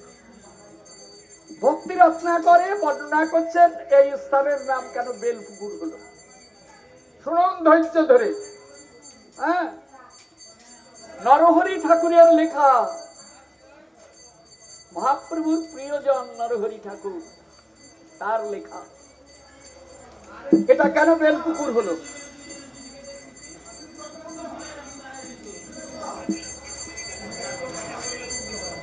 ঈশান ঠাকুর এই স্থানে আসিয়া শ্রীনিবাস প্রতি কয় মধুর হাসিয়া।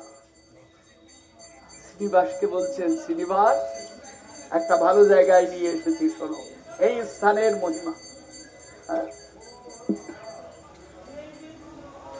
এই স্থানটির নাম বেলপুকুর। প্রাচীন বিজ্ঞগণ বিল্লপক্ষ বলতেন আগে, সেই বিল্লপক্ষ থেকে নাম হয়েছে বেলপুকুর।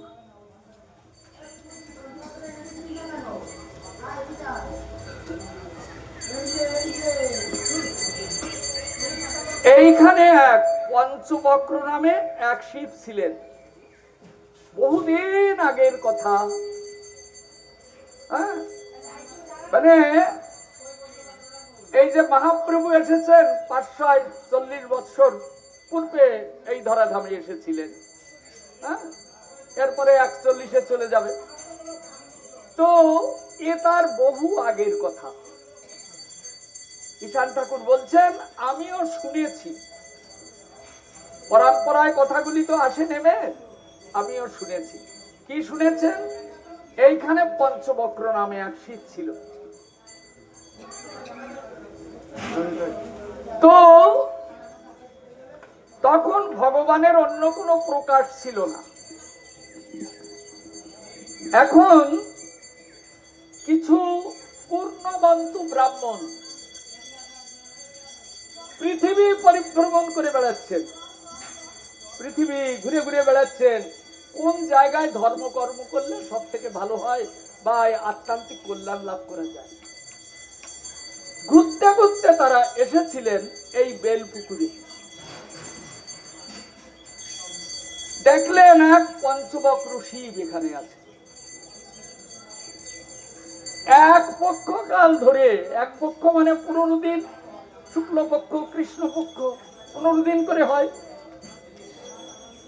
এই যে ব্রাহ্মণগণ তারা এক পক্ষ কাল ধরে বিল্লপত্র দিয়ে এই পঞ্চবক্র শিবের পূজা করলেন।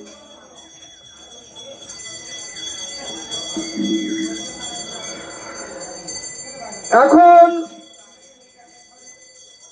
15 দিন পূজা করা মানে এক পক্ষ পূজা করার পরে শিব প্রকট হলেন। প্রকট হয়ে তাদেরকে দেখা দিলেন আর বললেন, যাও নিজাভীষ্ট বর, কি বর চাই বলো আমাকে, সেই বর দেব। ব্রাহ্মণরা বললেন, যেটি জগতে সব থেকে কল্যাণকর সেই বর আমাদিগকে দিন, আমরা কল্যাণ চাই, মঙ্গল চাই। হ্যাঁ,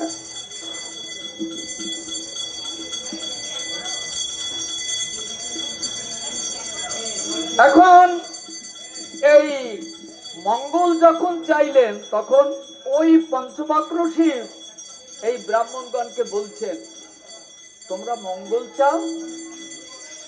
যদি জগতের কিছু মঙ্গল থাকে তবে সর্বোপরি যে ভগবান আছেন তাকে আরাধনা করাই হলো সমস্ত মঙ্গলের সার মঙ্গল, তাকে আরাধনা করা। হ্যাঁ, সবার উপর কোন ভগবান আছেন?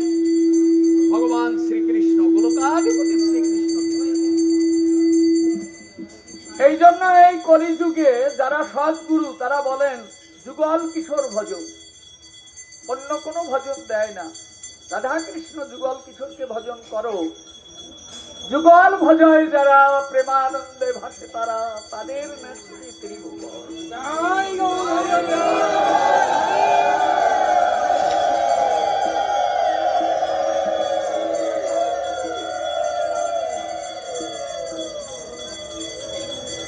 তোমরা যুগল কিশোরকে ভজন করো। তারপরে একটা গোপন কথা তোমাদিগকে বলি, শোনো একটা গোপন কথা। কি কথা? এই সামনে দারুণ কলিযুগ, এই কলিযুগে ভগবানের পূর্ণ প্রকাশ নেই। এই কলিযুগে ভগবান গা ঢাকা মূর্তিতে আসবে, পরিচ্ছন্ন মূর্তিতে আসবে। এই ভগবান জগতের বুকে নেমে এসে তিনি তার পার্শ্বদ বৃন্দ নিয়ে সকলকে নিয়ে খোল করতালে হরিনাম সংকীর্তন করবেন।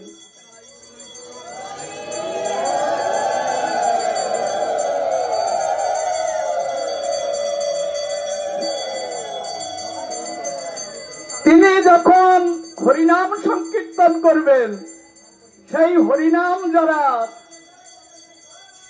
নিজের হৃদয় মন্দিরে স্থাপন করতে পারবে তারা কলির কলুষ দোষ থেকে মুক্ত হয়ে সমস্ত অপবিত্রতা, সমস্ত কলির যত প্রকার গ্লানি যা কিছু আছে সব তারা তুচ্ছ করে ভগবানের নিত্য আনন্দময় ধামে তাদের গতি হয়ে যাবে।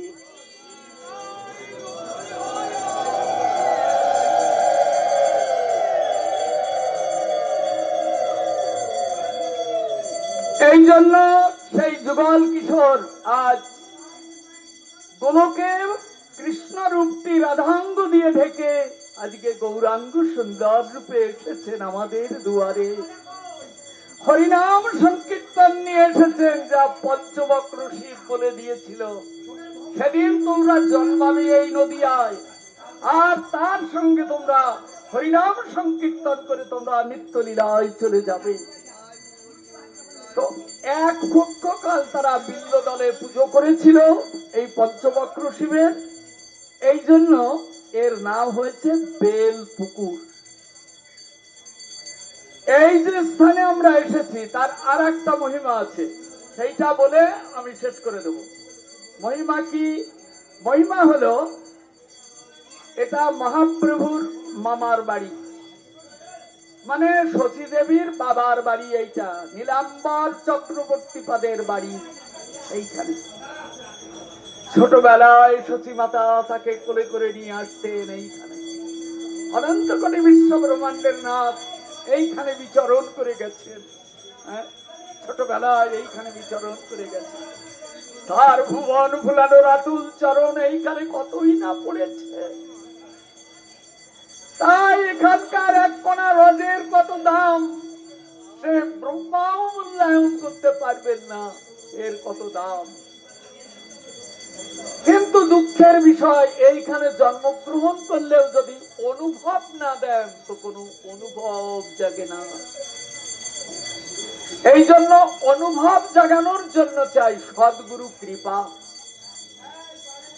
কলিযুগে ধর্ম কি, কি প্রকার তার ভজন, এগুলি সদ্গুরু কৃপা ছাড়া সাধন লাভ করা যায় না। দেখুন এখন জগতে কত প্রকার ধর্ম। অনেকে মনে করেন সব ধর্মই তো একখানে নিয়ে যাবে, বললেন না, তা হয় না। এক এক প্রকার ধর্মের রীতি নীতি এক প্রকার। আজকে মহাপ্রভুর যে ধর্ম, এই ধর্ম প্রতিপালন করতে গেলে আপনাকে তুলসীর মালা পরতে হবে, দাদো সঙ্গে তিলক ধারণ করতে হবে, আপনাকে আশ্রয় করে হরিনাম করতে হবে। আশ্রয় করিয়া ভজে তারি কৃষ্ণ নাহি তেদে, আর সব মরে অকারণ। আশ্রিত হরিনাম করতে হবে, হরিনাম সংকীর্তন করতে হবে, একাদশী ব্রত প্রতিপালন করতে হবে। আর একটা কথা বললে তো আপনারা আমাকে মারবেন, কিন্তু না বলেও তো পারি না, এই বসনটারও গুণ আছে। আপনি লুঙ্গি করবেন, আরবের বুদ্ধি এসে মাথার মধ্যে ঢুকবে, বসনের গুণ। আপনি স্যুট প্যান্ট করবেন, ওই আমেরিকার সাহেবের যে বুদ্ধি সেইটা আপনার মাথার মধ্যে এসে ঢুকবে। এই জন্য তারা দেখুন ওটা ফেলে দিয়েছে, ফেলে দিয়ে এবার একটু ছোট্ট কাপড় পরেছে, ধুতি পরেছে। এরা তারা গবেষণা করে বের করেছে বসনের গুণ আছে। হ্যাঁ, এই বের ভূষার গুণ সবকিছুই আছে। আবার কি, যে যেমন লোক তার ছোঁয়া খেলে সেই রকম বুদ্ধি জাগে। এই জন্য আহারেরও পরিবর্তন করতে হবে, বুঝে শুনে চলতে হবে, বুঝে শুনে, হ্যাঁ, জায়গা মতো। এই নিয়মগুলি প্রতিপালন করে আপনি যদি চলতে পারেন, তবে জানবেন নিতাই চাঁদ মহাপ্রভুর করুণার ঢেউ এসে আপনার গায়ে লাগবে। সেদিন আপনি বঞ্চিত হবেন।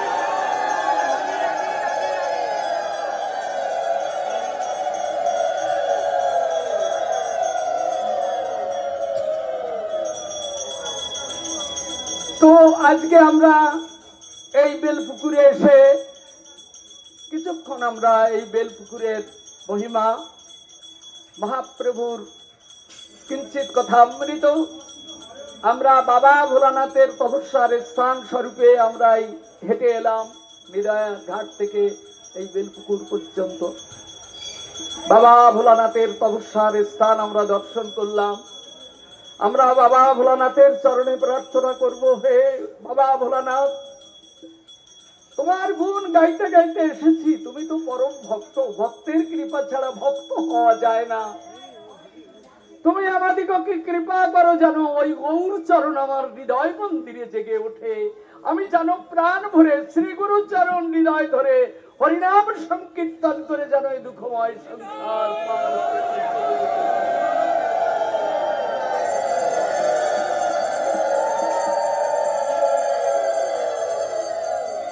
এই পর্যন্ত আস্বাদন রেখে এখনকার মতো আমি হরিকথার বিশ্রাম দিচ্ছি।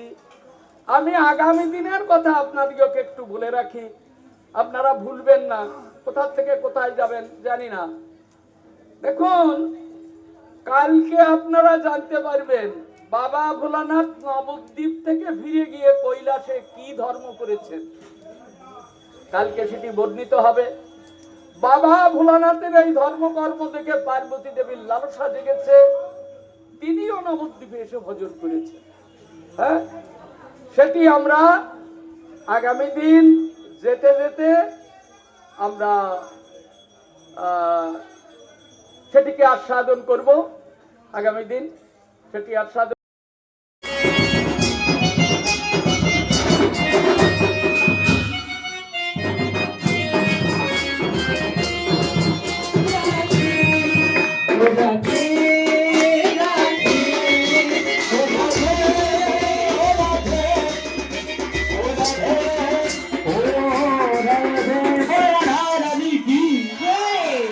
तेरी बंसी पे जाऊं बलिहार, ओ तेरी बंसी पे जाऊं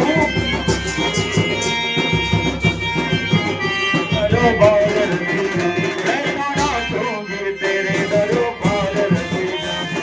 बंसी पे तेरी बंसी पे जाऊं बलिहार रसीना, मैं गाना दूंगी तेरे दरबार रसीना। ओ तेरे पैसे तो आई बातें, तेरे पैसे तो आई बातें,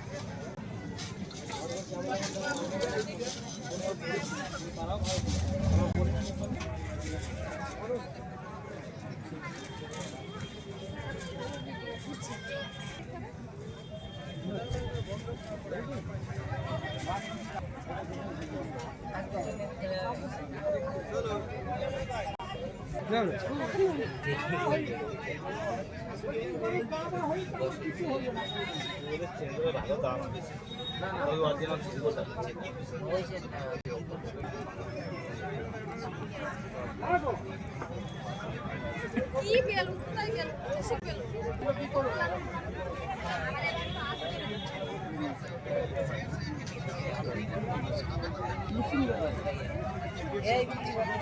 কানেকশন করে চালাইছে কিছু নেই আমি তো আমি কথা বলছি আমি ভালোবাসি আমি তোকে যে চ্যানেলটা বলে টাকা জীবনে চ্যানেলটা নেই লেখা না আমি কালকে আমি খেলা দেখতে দেখতে একটা উপলব্ধ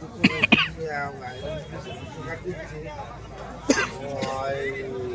টার্পোস্ট 2 3 নাই ওই টার্পোস্ট কি একটা চ্যানেল দিচ্ছিল তাহলে আমি ইংলিশে শেখার দিচ্ছি আমি তোকে বলি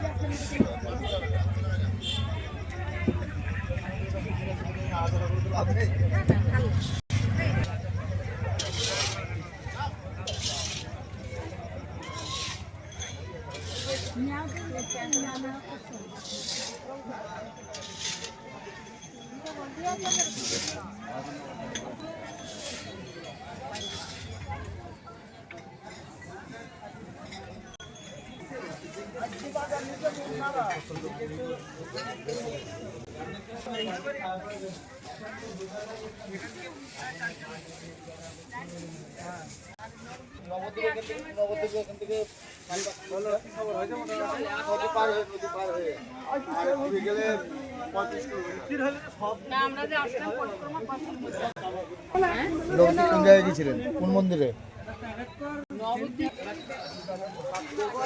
ছবি তুলছো কমপ্লিট করে যাবে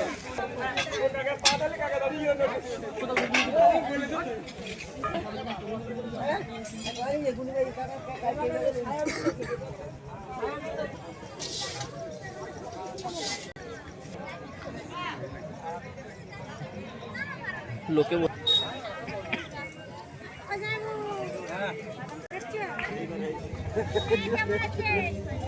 প্রভু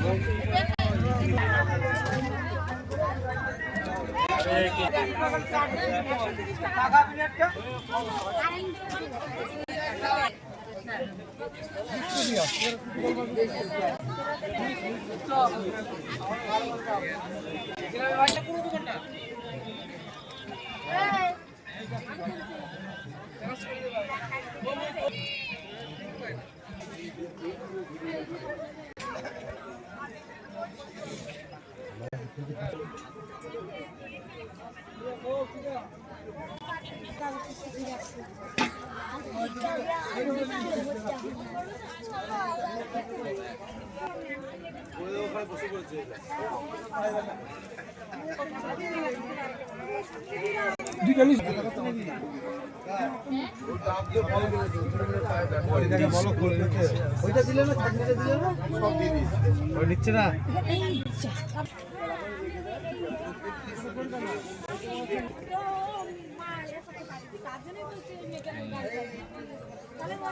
হ্যাঁ খেলা স্টপ